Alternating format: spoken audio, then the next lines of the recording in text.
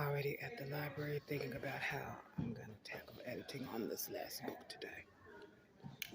I'm already at the computer. I also wondered how this was going to be packaged for glasses, so I need a fragile label. I'm going to need some cute packaging tape for when I package my cups.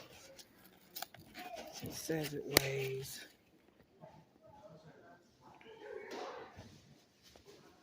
'It don't say how much it weighs.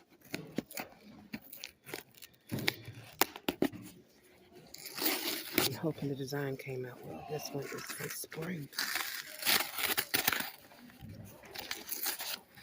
They protect this little cup. They don't have no cushion in this glass, in this cup, in this box, except this little thing here. The design turned out well.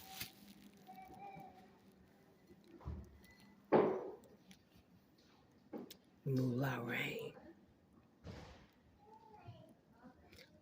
I'd like to drink out of a cup like this every morning.